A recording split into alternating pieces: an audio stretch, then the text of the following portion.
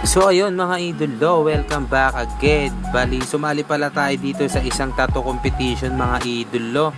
Bali, ang event na to ay tinaguri ang Sampilan 5 mga idolo. So ayun na nga, hindi na pala tayo nakapag-video dyan mga idolo kung paano tayo nakarating dito sa event, pero okay lang yan. So yun na nga, ayan yung model natin mga idolo. So sa part na to mga idolo, mapapansin nyo na naman, inaahit na natin yung balahibo ng ating model. Bali, itong model pala natin mga idolo ay nirefer lang sa atin ng isa nating client para sumali at maka-experience siya sa isang tattoo event mga idolo. So ayun, lubos po talaga tayo nagpapasalamat dahil may nakukuha po tayong model. So ayun na nga, sa part na to mga idolo, nakita nyo naman, ayan pala yung pyesa na gagawin natin. Isa po yung customized mga idolo na realism. Colored yan mga idolo, sa mga nagtatanong at mga fan ng DC. Siya po si Wonder Woman. So ayun na nga, abalang-abala tayo dito sa pagbabati ng ating ink. Syempre nakikita nyo naman mga idolo, ayan po ang ating bida ngayon. Utang ina, busy mga idolo, pasensya na kayo. Kaya naman mga idolo, sisimulan natin yung tattoo ni Madam dahil may oras lang at limit lang ito mga idolo. Bali, ayan pala yung setup natin mga idolo. Napapansin nyo, Arctic Ink pa rin yan. The Master Ink, syempre, by Sir Bong Arcanis po yan mga idolo. Siya po talaga yung nagpa-event dito sa may Sampilan 5 mga idolo. Syempre, sa mga bumubuo rin ng Sampil, pati ang Team Arctic mga idolo, nandito po kami. Bali mga idolo, mapapansin nyo, napakaraming tao dyan. Ang dami talagang sumali ngayon mga idolo. Kaya manalo matalo okay lang. Syempre, masaya lang tayo palagi mga idolo. So nakikita nyo mga idolo, may bumisita na naman sa atin. Alam nyo na kung sino siya.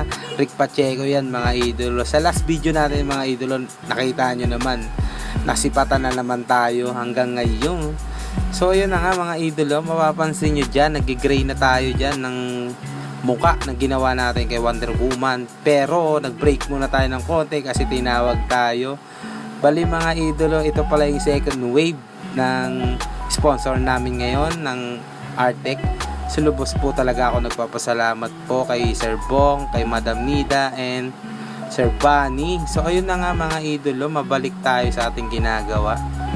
Bali, nagsasali na pala tayo dito ng skin tone mga idolo, kasi nandito na tayo sa part ng kalahati. So ayun, nakikita nyo naman, bali dahan-dahan na naman tayong humahagod dyan. Pero yung model natin tuloy pa rin. Medyo makalat na syempre ang ating setup, pero okay lang. Ganun talaga kapag nagtatato, lalo't may oras kasi to mga idolo. So yun, ito na pala yung konting kabuuan. Bali, matatapos na rin tayo mga idolo. Pero tatawagin muna ang mga sponsor artist ng Arctic Ink. So ayun, nakaraos na tayo dito mga idolo. Bali, binulaan ko na pala yung ginawa natin.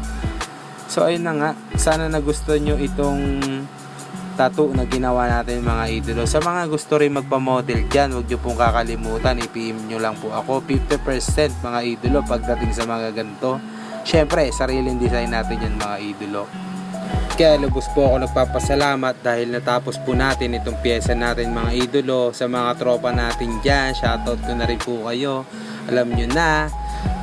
So ayun mga idolo, bali judging time na. Bali, pinaakyat ko na pala dito yung model natin mga idolo. So ayun na nga, bali sa mga gusto pong magpatattoo dyan, direct PM nyo lang po ang ating Facebook. Agad-agad po tayo magre-reply sa inyo. Let's go mga idolo.